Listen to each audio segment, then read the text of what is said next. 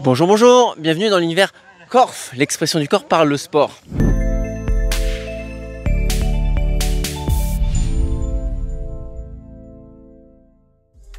Vous avez vu un paysage magnifique, je vous tourne le dos, hop là.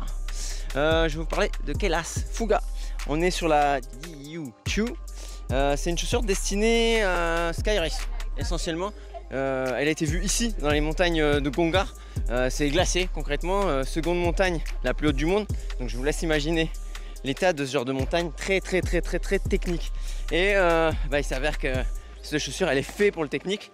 Là on l'a testé, on la teste en live sur un terrain technique très boueux. Un grip phénoménal. Donc quand je dis un grip phénoménal, je commence par le début, je commence par le titre de cette vidéo, hein, tu l'as compris, elle fonctionne bien. Ça a beau d'avoir, tu as beau avoir 20% de dévers et beaucoup de boue, ça tient. Méga grip en dessous, light base de chez Vibram.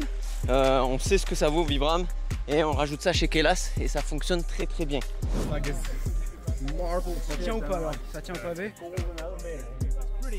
La chaussure la plus stable que j'ai jamais eue.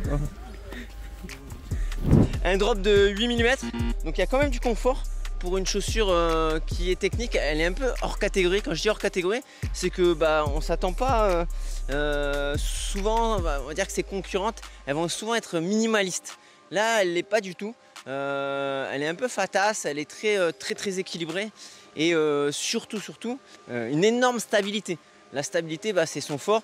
J'ai pas le chiffre de la largeur, je le mesurerai en cas en studio, mais elle est vraiment très stable. On peut pas se faire une cheville avec une chaussure comme ça.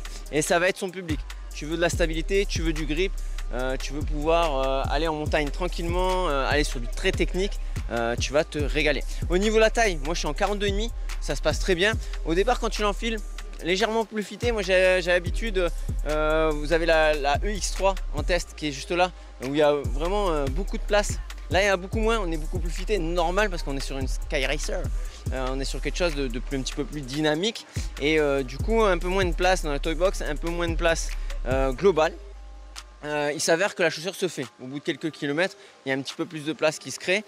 J'ai un modèle Gore-Tex, donc ça veut dire qu'il y a la fameuse membrane Gore-Tex, plus besoin de présenter, qui tu peux aller concrètement dans la boue, dans la neige, dans l'eau, tu auras le peloton au sec. Évidemment si tu vas dans l'eau à plus de 40 cm, l'eau rentre par l'intérieur, je te le conseille et je te le déconseille. Ne prends pas la version Gore-Tex si c'est pour faire de l'OCR.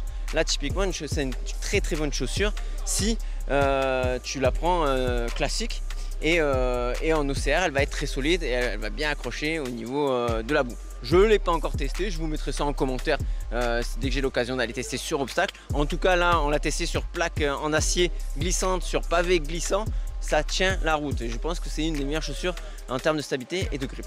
Donc voilà, je tourne autour de ça. Il y a le fameux l'équivalent du Speedless en termes du lacet, c'est-à-dire il y a deux accroches. Très bien, moi j'adore avec sa petite pochette que tu rentres dedans. Certains vont pas apprécier, on le sait, parce que ça saucissonne un petit peu pour certains. Moi j'aime bien ça, c'est juste ce qu'il faut et surtout tu as le réglage avant au niveau du coup de pied qui bouge plus une fois que tu l'as réglé. Mais il faut le régler, évidemment. On va pas aller à plus de 50-80 km, grand maximum. Après il va falloir se diriger sur un autre modèle. Ça je t'invite à suivre le mag, on testera toute la gamme de chez Kelas, il n'y a pas de souci.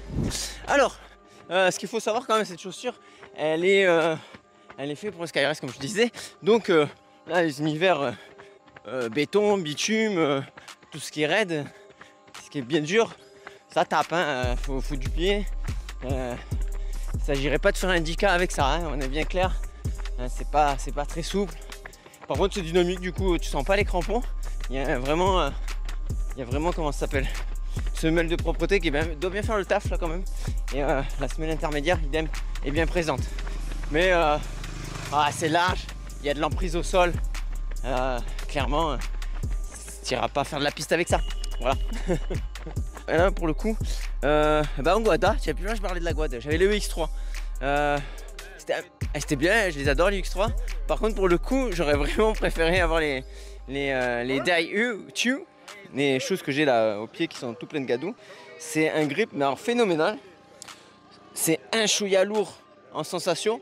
J'ai pas regardé les caractéristiques mais je dirais qu'on est dans un peu moins de 300 grammes. Je dirais 300 tours.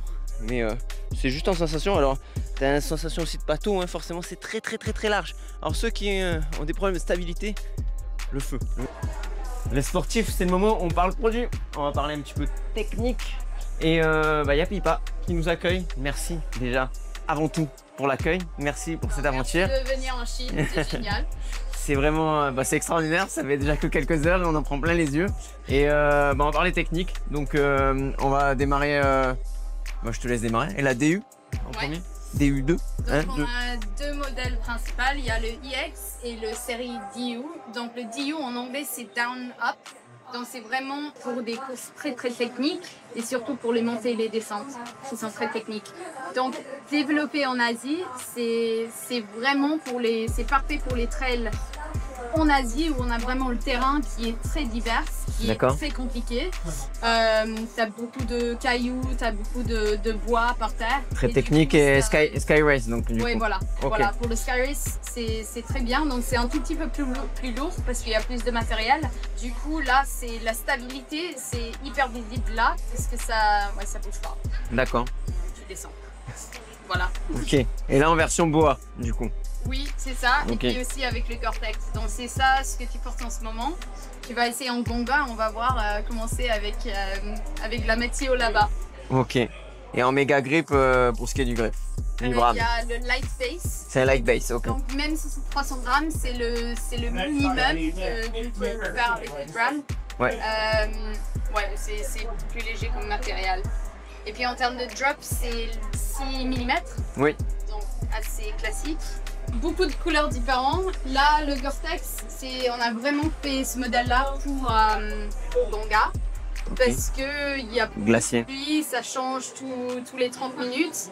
Et donc, c'est adapté pour les conditions comme Gonga ou les conditions plutôt extrêmes. D'accord. Si tu as des questions, ça se passe là, juste en dessous. On en profite pour mettre le pouce en l'air, à s'abonner aux différents réseaux sociaux. Et je vous souhaite un très bon run. Bougez votre corps, faites du sport. Corf!